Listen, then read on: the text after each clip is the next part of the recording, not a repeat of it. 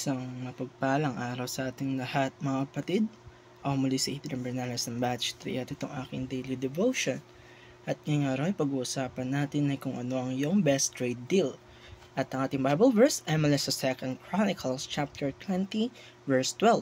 Siya sabi dito, O our God, we do not judge them, for we have no might against the great company that come against us, neither know we what to do, but our eyes are upon thee.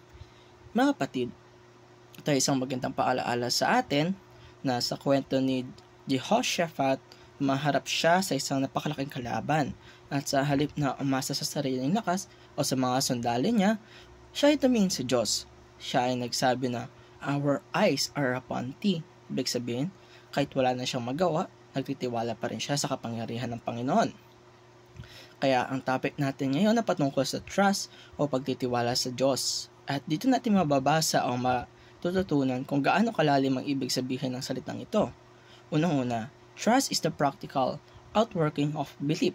Ibig sabihin, hindi lang ito basta paniniwala sa isip, hindi lang I believe in God. Pero kapag dumating na ang problema, tayo na agad ang kumikilos sa ating sariling paraan. Ang tunay na trust o tiwala ay ang pagsuko ng kontrol kay Lord. Kapag may pinagdadaanan tayo, mapaskol man sa pamilya o sa ating sarili, ang tiwala ay pinapakita sa pamagitan ng pagsunod kahit hindi natin naintindihan ang plano niya. Kung naniniwala tayo na makapangyarihan ng Diyos, ipakita natin ito sa pagtitiwala sa Kanya araw-araw o kahit anumang circumstance ng ating buhay. Pangalawa, trust is trading your anxiety for peace. Ang ganda ng itong linya na ito dahil para siyang trade deal talaga dahil pag nagtiwala tayo sa Diyos, ipinagpapalit natin nating mga nararamdaman na kaba sa kapayapaan. Madalas ay gusto natin kontrolado natin ang lahat, mapag-grades man ating hinaharap o mga relasyon natin. Pero kapag tinuturo ni Lord na magtiwala ka sa Kanya, tinuturo rin niya na anak, bitawan mo muna yan at siya na ang bahala sa iyong pinagdadaanan.